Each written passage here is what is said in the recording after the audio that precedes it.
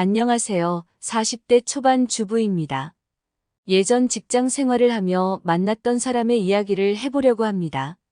집안 형편이 넉넉하지 않았던 탓에 고등학교 졸업 후 바로 취업을 했습니다. 직원이 몇 안 되는 작은 회사였어요. 작은 회사다 보니 직원들끼리 서로 사정을 다 잘 알 정도로 화기애애한 분위기였습니다. 일은 힘들었지만 좋은 사람들과 일하는 게 즐거웠던 저는 어렸지만 열심히 일했습니다. 지금은 주 5일이 당연했지만 그때만 해도 작은 회사들은 당연한 게 아니었어요.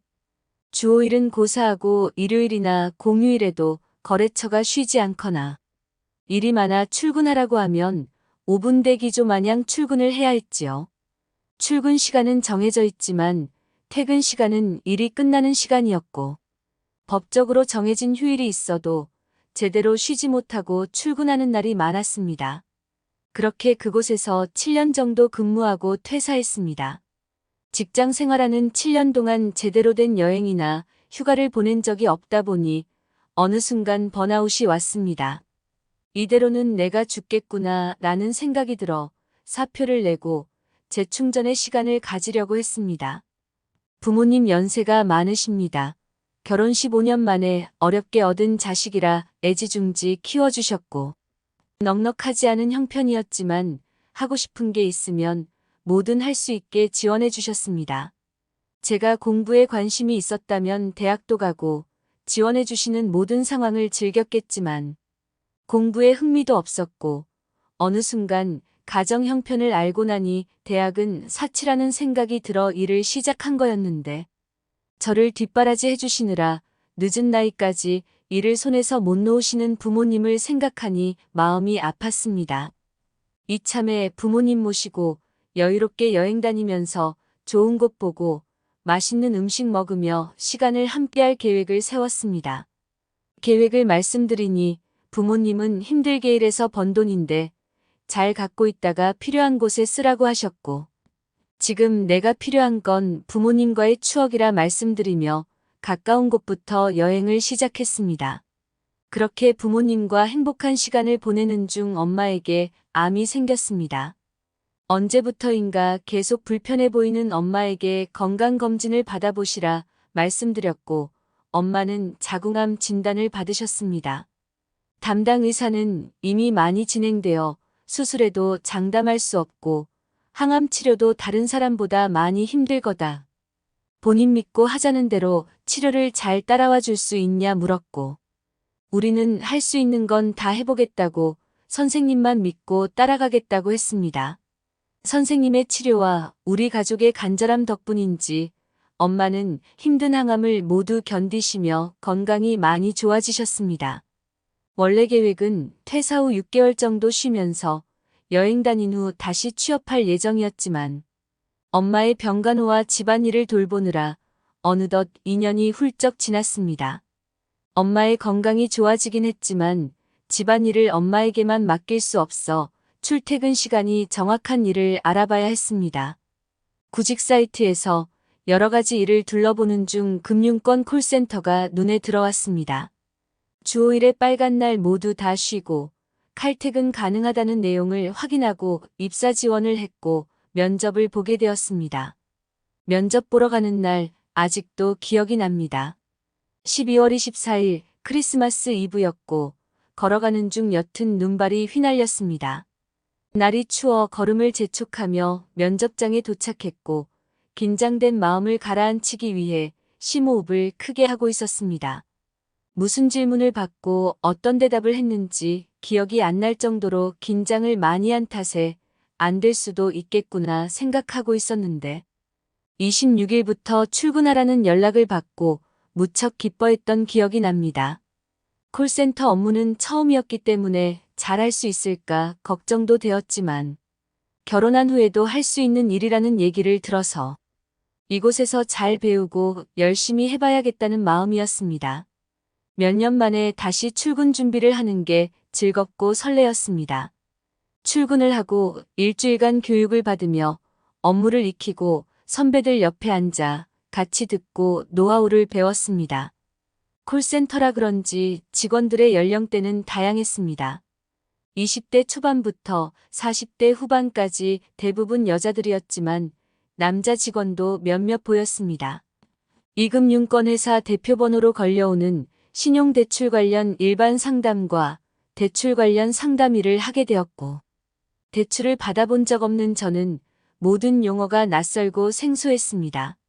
교육을 받고 옆에 앉아서 배울 때는 쉬울 것 같았는데, 화면을 보며 고객의 질문에 답해야 하고 상담 내용을 남기는 일은 생각보다 어려웠습니다. 더군다나 실시간으로 대출금이나 대출이자 상환까지 진행해야 하다 보니 조금의 실수도 있어서는 안 되는 일이었습니다. 1팀으로 소속된 저는 긴장된 마음으로 첫 콜을 받고 무사히 상담을 끝내고 나니 긴장이 살짝 풀리고 자신감도 조금 생겼습니다. 우리 팀 팀장님은 작은 체구의 동그란 얼굴과 큰 눈, 보호 본능을 자극하는 작고 귀여운 외모였습니다. 그런 팀장님이 또랑또랑한 목소리로 나만 믿고 잘 따라와 준다면 힘든 일 없이 즐겁게 일할 수 있을 거라며 식사를 함께 하자 했고, 팀원들도 함께 점심 식사를 하며 오전의 짧은 경험과 기분을 이야기 나눴습니다. 다시 마음을 가다듬고 오후 근무를 시작하고 평생 잊지 못할 일이 생기고 말았습니다. 오전에 대출을 받았던 고객이 자금이 풀려 지금 바로 상환하겠다는 내용이었습니다. 상담을 진행하며 제가 신입인 줄 알았는지 갑자기 강압적인 말투로 바뀌면서 오전에 빌렸고 내 시간도 안 됐으니까 이자는 안 내도 되지? 내가 대출받은 300만 원만 입금할 테니까 계좌번호 빨리 보내줘. 라고 하고는 그냥 전화를 끊었습니다. 상환해야 하는 금액을 제대로 안내할 틈도 없이 순식간에 벌어진 상황이라 당황했고, 팀장님께 상황을 말씀드리려 자리로 가봤지만 자리에 없었고 다른 팀장님들도 보이지 않았습니다. 가까운 선배에게 어떻게 해야 하는지 도움을 요청하기 위해 둘러보았는데 옆자리 선배도 진상 고객과 통화 중인지 저에게 도움을 줄 수 없는 상황이었습니다. 1원이라도 부족하게 입금이 되면 상환 처리가 되지 않기 때문에 저는 정신을 차리고 고객이 상환해야 할 금액을 여러 번 확인한 후 다시 안내하기 위해 전화를 걸었지만 고객은 전화를 계속 받지 않았고 결국 가상 계좌번호와 상환 금액을 고객의 문자로 남기고 금액이 부족할 시 상환 처리가 되지 않는다는 내용도 함께 적어 보냈습니다. 하지만 계속 찝찝한 기분에 업무 중간중간 해당 고객의 입금 여부를 확인했고 역시나 그 고객은 이자 없이 원금만 입금한 상태였습니다. 팀장님을 기다렸지만 오랜 시간 자리에 없었고 혹시나 큰 민원으로 이어질까 겁먹은 저는 고객의 가상계좌로 이자를 입금해 상환 처리를 만들었습니다. 적은 금액이기 때문에 똥 밟았다 생각하고 팀장님이 자리로 오면 상황을 말씀드리려 했습니다. 그렇게 정신없이 시간은 흘렀고 매 순간 긴장하며 한 콜 한 콜 상담하고 있는 중 팀장님의 호출이 있었습니다. 언제 자리에 오셨는지 팀장님은 한심하다는 표정으로 다가오는 저를 보고 있었습니다. 아까 있었던 일을 말씀드려야겠다 생각하며 자리에 앉았는데 말을 꺼낼 틈도 없이 팀장님의 말이 시작되었습니다. 한심하게 저를 바라보던 표정은 갑자기 약간의 비웃음으로 변하면서 미소 씨, 일은 어때요? 큰 어려움은 없죠? 물었고 대답할 틈도 주지 않고 다짜고짜. 미소 씨는 양의 탈을 쓴 늑대 같아요. 내가 아이를 키워보니까 알겠더라고요.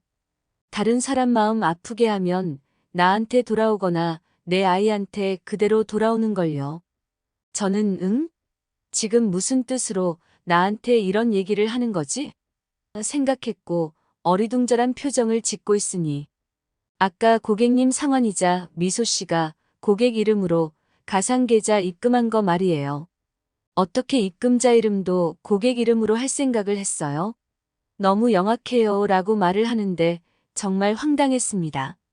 우리가 같이 일한 지 한 달이 된 것도 아니고 지난 일주일 동안 속 깊은 얘기, 개인적인 대화를 한 적이 없는데 나에 대해 얼마나 안다고 이런 말을 하는 건지 이 일 하나로 나는 양이탈을 쓴 늑대 같은 영악한 사람이 되었습니다. 우선 일 처리를 매끄럽지 못하게 한 부분은 죄송하다 말씀을 드린 후 변명 같지만 고객이 전화를 계속 받지 않았고 있었던 일을 말씀드리고 도움을 요청할 수 있는 분이 자리에 아무도 없어 고민하다 그렇게 처리하게 되었다. 다시는 이런 일 없도록 하겠다. 정말 다시 한번 죄송하다 말씀드렸습니다. 퇴근 시간까지 어떻게 일을 했는지 기억이 안 날 정도로 팀장님의 말에 큰 충격을 받았었습니다. 퇴근하는 지하철 안에서도 양이탈을 쓴 영악한 늑대가 머릿속을 헤집어 놓았습니다. 입사하고 고작 일주일이고 교육받고 선배들 옆에서 앉아 있었던 게 다인데 내가 기억하는 한 말실수나 행동 실수도 전혀 없었고 이상한 행동을 한 적이 없는데 나한테 왜 그런 건지 속상했습니다. 계속 생각하며 스스로 괴롭게 만들고 싶지 않아 잊자고 마음먹고 신경 쓰지 않으려 노력했습니다. 오늘부터 상담 전화를 받는 걸 아시는 부모님은 일이 어땠는지 물으셨고 여러 사람과 상담하는 거 재미있고 크게 힘든 일은 없다고 밝게 웃으며 말씀드렸습니다. 다음 날도 오늘은 실수하지 말고 큰일 없이 잘 해보자 다짐하며 출근을 했고 사회생활의 기본은 인사라고 생각하는 저는 잘 모르는 직원이라도 웃으며 먼저 인사를 했습니다. 큰 사무실에 여러 공간으로 나뉘어져 있어 같은 업무를 하는 다른 팀도 있고 다른 업무를 하는 팀도 같이 있다 보니 먼저 인사를 하는 게 좋겠다는 생각을 했고 상대방이 받아주면 좋고 받지 않아도 그러려니 했습니다. 그렇게 어느 순간 대부분 인사를 밝게 받아주었고 역시 내 생각이 틀리지 않았음에 뿌듯했습니다. 일도 어느 정도 적응되어 첫날 같은 실수는 없었고 나름 큰 문제 없이 회사 생활을 즐기게 되었습니다. 콜센터 특성상 여자 비율이 높다 보니 터무니없는 소문들과 뒷말들이 많이 오갔고 그런 상황을 주도하는 나이 많은 두세 명이 눈에 띄었습니다. 그중 한 명이 저보다 2살 많은 우리 팀 팀장이었죠. 직원들을 관리하고 원활한 업무를 할 수 있도록 도와주는 위치에 서서 본인 팀, 다른 팀 할 거 없이 근거 없는 소문을 만들어내고 아무 문제 없는 사람을 논란의 중심으로 만드는 팀장이 좋게 보이지 않았습니다. 일을 한 지 한 달이 조금 안 되었을 무렵 회사 홈페이지에 칭찬글이 올라왔다며 아침 조회를 시작했고 칭찬글의 주인공이 다름 아닌 저라고 하였습니다. 업무 특성상 홈페이지에 칭찬글은 거의 올라오지 않는데 대단하다며 얼떨떨해 있는 저에게 팀원들은 축하 인사를 건넸고 기분 좋게 하루를 시작할 수 있었습니다. 그런데 그날 오후부터 이상한 소문이 돌기 시작했습니다.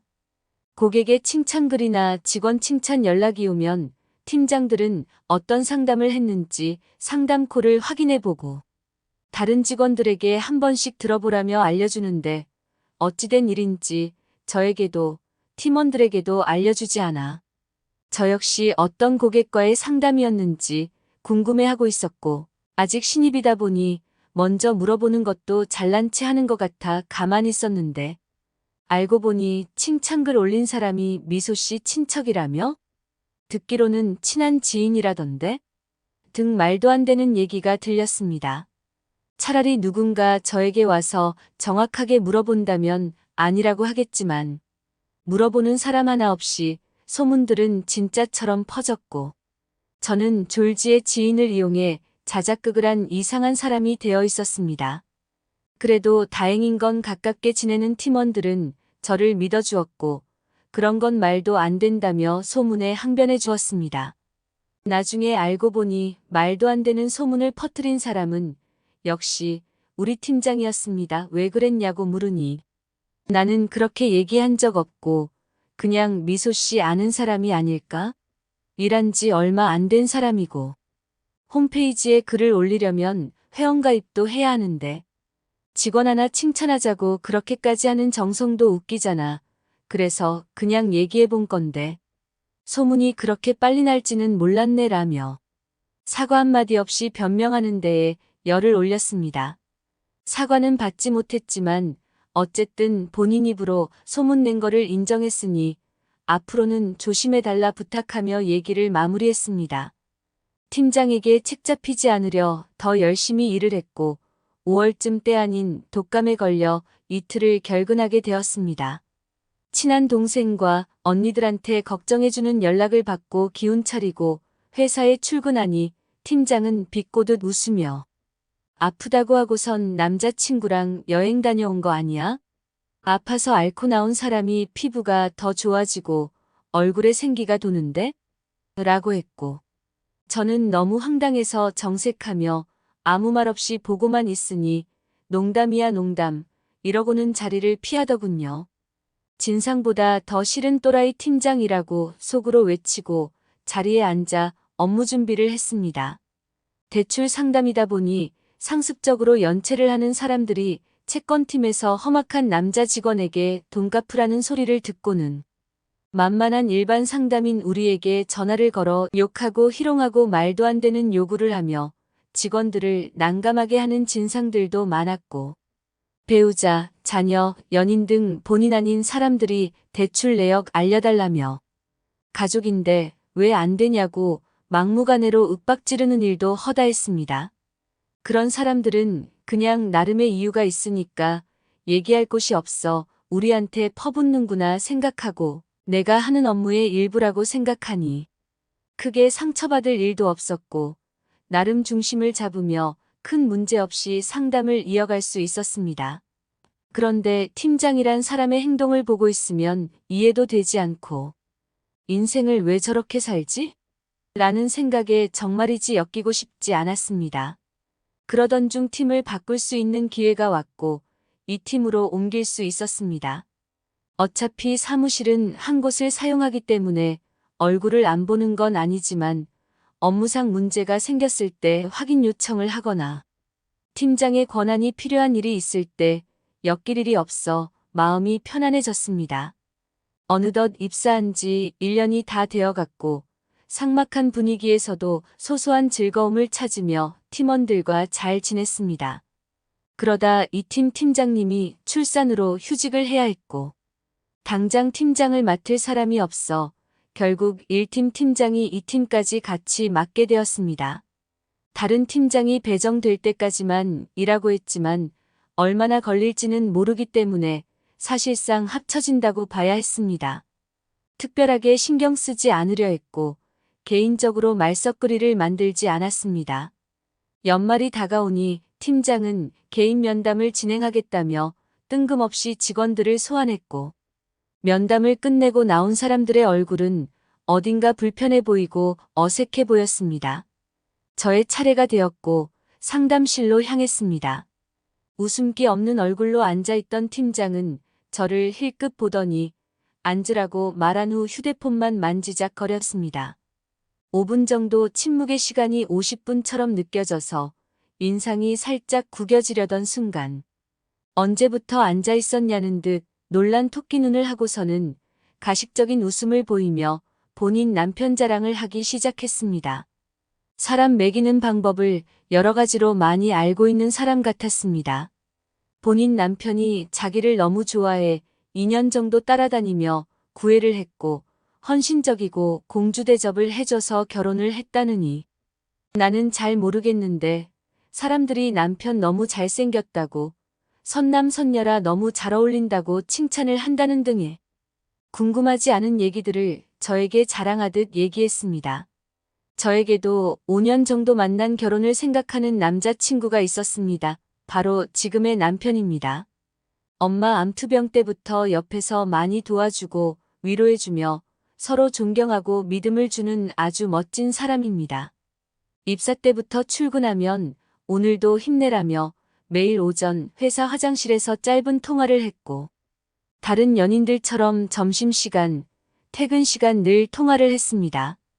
콜센터는 야근이 없지만 처리해야 할 일이 있거나 업무 시간 외에 꼭 통화를 해야 할 고객이 생기면 가뭄에 콩나듯 한 번씩 야근한 적이 있었는데 그때마다 남자친구는 남아있는 몇 안 되는 직원들 저녁까지 포장해서 갖다 준 적이 있었습니다. 남자친구를 직접 본 직원들은 미소 씨 남자친구 너무 자상하고 멋있다며 칭찬해 주었고, 팀장도 몇 번 남자친구를 본 적이 있었습니다.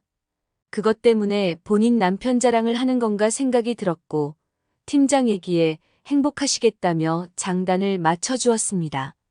그러면서 지난번 미소 씨 남자친구 봤는데 하는 일이 없는 거야? 아님 아직 알바 중? 어떻게 그 시간에 여자친구 회사까지 찾아와? 회사에 다닌다면 일 끝나고 여기까지 오는데 시간이 많이 걸릴 텐데. 퇴근하고 오는 것 치고는 이른 시간에 오는 것 같아서 물어보는 거니까 오해는 하지 말고 라고 하는데 그냥 웃음이 나왔습니다. 웃으면서 알바 중이라고 할 수 있겠네요.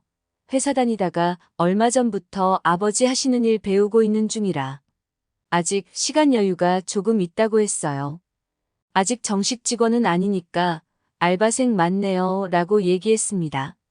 제 얘기를 듣고 정색하더니 요즘 일하는 건 어떤지 불편사항이나 개선사항을 얘기해 달라는 형식적인 질문을 했고 개인 면담 시간은 그렇게 끝이 났습니다. 아무리 실적 위주라지만 저런 사람이 어떻게 팀장 자리에 있는 건지 아무리 생각해봐도 이해가 되지 않았습니다. 직원들 모두 바쁘게 정신없이 일하는 중에도 팀장은 서성거리며 상담 이력을 남기느라 정신없는 직원들 뒤에서 본인 남편 자랑을 또 하기 시작했고 직원들은 일 외에 또 다른 스트레스를 받으며 시덥지 않은 수다를 들어줘야 했습니다. 그러던 중 회사가 발칵 뒤집어질 만한 일이 생겼습니다. 하루 중 조금은 한가한 시간인 오후 5시쯤 한 남자가 회사로 전화를 걸어 부장을 바꾸라며 흥분한 목소리로 소리를 질렀습니다. 전화를 받은 직원은 고객 정보가 확인되지 않아 상담을 진행할 수 없는데 어떤 내용으로 전화를 하신 건지 침착하게 물었고 보이스피싱 사고나 불법 대출로 사기를 당한 사람이 화풀이하려고 전화했겠거니 생각하고 있었는데 갑자기 1팀장 이름을 대며 1팀장 남편 되는 사람인데 당장 부장 바꾸지 않으면 회사로 찾아가서 뒤집어 엎을 테니 바로 바꾸라고 했습니다. 다행인지 불행인지 부장님은 자리에 없었고 지금 자리를 비운 상태라 바로 연결은 어렵다 말씀드린 후 연락처를 남겨주시면 자리에 오는 즉시 연락드릴 수 있도록 하겠다 안내했지만 지금 나는 제정신이 아니니 당장 부장 찾아와서 전화 바꾸라고 막무가내였습니다. 전화를 받은 직원은 심각한 상황임을 눈치채고 팀장을 부르려 자리를 받지만 팀장 역시 자리에 없었습니다. 그렇게 발만 동동 구르며 어찌 할 바를 몰라 하고 있을 때 팀장이 누군가와 통화하며 웃으면서 들어오는 게 보였습니다. 빠르게 상황을 알린 뒤 어떻게 해야 할지 팀장에게 물으니 굳어진 얼굴로 전화를 끊으라고 했고 직원은 녹취가 남는 상황이고 내 자리로 온 전화인데 그렇게 끊을 수는 없으니 팀장님이 전화 받고 해결을 하시라고 했습니다. 그제서야 전화를 넘겨받은 팀장은 매우 업무적인 말투로 이렇게 전화하시면 안 된다고 말을 한 후 통화를 종료하고 휴대폰을 들고 급하게 나갔습니다. 남편한테 전화를 하러 가는 거라 생각했던 우리는 흡연자 몇 명이 쉬러 나가는 척하며 팀장을 뒤따라 나갔습니다. 누군가에게 전화를 하는 팀장의 소리를 듣고 뒤따라 나갔던 직원들은 귀를 의심했습니다. 팀장은 남편이 아닌 부장에게 전화를 했고 남편이 눈치를 챈 것 같은데 어떻게 해야 하냐. 그 사람 와서 뒤집어 놓을지도 모른다. 이 일을 어떻게 했으면 좋겠냐는 등 불륜을 저지르고 들킨 사람의 행동을 했다고 했습니다. 팀장, 부장 각자 가정이 있고 부장은 얼마 전 셋째까지 태어난 걸로 알고 있는데 직원들은 모두 경악을 금치 못했습니다. 두 사람의 사이를 한 번도 의심을 한 적이 없는 이유는 회식 때나 평소에 부장이 팀장을 대놓고 혼내고 싫어하는 티를 팍팍 냈었고 회식이 길어지면 팀장 보고 힘들어하는 팀원들 데리고 먼저 들어가라며 보낸 적이 많았고 부장은 늦게까지 자리를 지켰었기 때문입니다. 사무실에서도 두 사람이 붙어 있던 적이 없었기 때문에 다들 언제부터인 건지 말들이 많이 오갔습니다. 직원들이 더 황당하고 화가 났던 이유는 따로 있었습니다. 부장님의 아내가 출산 휴가를 낸 이 팀 팀장이었기에 충격은 더 컸습니다. 사무실은 그 일로 인해 소란스러워졌고 업무 시간이었기 때문에 고객과 상담을 하면서도 모두 일에 집중할 수 없는 분위기가 되었습니다. 직원 카드를 찍어야 들어올 수 있는 사무실인데 소란스러운 틈에 문은 열려 있었고 그때 누군가 큰 소리치며 사무실로 들어왔습니다. 그 사람은 팀장 남편이었고 계속 고함을 치며 욕을 퍼붓는 통에 상담하던 직원들은 전산장애로 지금 상담이 어려우니 잠시 후 전화드리겠다며 통화를 종료하는 말도 안 되는 상황들이 이어졌습니다. 팀장에게 남편이 사무실에 난입한 사실을 알리러 누군가 나갔고 벌겋게 상기된 얼굴을 한 팀장이 헐레벌떡 들어와 남편을 끌어내려고 안간힘을 썼지만 역부족이었습니다. 팀장 남편의 말은 이랬습니다. 무슨 회사가 매일같이 회식을 하냐. 미혼인 사람도 있겠지만 유부녀를, 그것도 아이 키우는 엄마인데 적당히 해야지. 회식을 해도 정도가 있지. 하루가 멀다 하고 새벽 2, 3시에 들여보내는 곳이 어디 있냐. 너무 황당해서 알아보니 회식은커녕 부장놈이랑 놀아놨더만. 바람을 피우려면 들키지나 말든지. 칠칠 맞게 모텔 영수증을 흘려서 애가 죽게 만들어? 그러고도 너네가 사람이냐. 부장이란 작자는 얼마 전 셋째도 낳았다면서 남의 마누라랑 모텔 돌아다니며 뒹구니까 좋냐. 너네둘 내가 가만 안 둘 거다 하면서 사무실을 혼돈의 장으로 만들었습니다. 조용히 듣고 계시던 전무님이 나오셔서 팀장 남편을 전무님 방으로 데리고 갔고 그 이후 무슨 말씀을 나누셨는지는 잘 모르겠습니다. 나중에 들리는 얘기로는 팀장과 부장이 매일같이 불륜을 즐겼고 즐기는 상황을 사진이나 영상으로도 많이 남겼다고 합니다. 그 남편은 모텔 영수증만으로는 함부로 단정 지을 수 없어 매일같이 늦는 팀장의 휴대전화를 잘 때 확인해 보니 피가 거꾸로 솟을 만한 영상들과 사진들 그리고 두 사람이 배우자들을 기만하고 저속하고 난뜨겁게 나눈 대화들을 봤고 상대가 부장이라는 것까지 확인하고는 회사로 연락하고 쳐들어왔던 거였습니다. 그렇게 우리 앞에서 남편 자랑을 하면서 좋겠네요. 부러워요 라는 대답을 은근 강요했던 팀장이었는데 이렇게까지 바닥일 줄은 상상도 못했었습니다.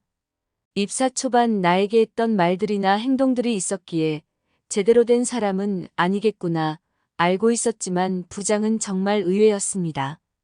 큰 키에 순둥한 외모를 가졌고 아내와 같이 일을 했을 때 사랑꾼의 모습을 많이 봤었기 때문에 엄청 가정적인 사람이구나 생각하면서 이 팀 팀장님도 좋은 분이니까 저런 좋은 남편과 잘 어울리며 사는구나 생각했었는데 역시 사람은 어느 정도 겪어봐야 알 수 있다는 걸 다시 한번 경험할 수 있는 사건이었습니다.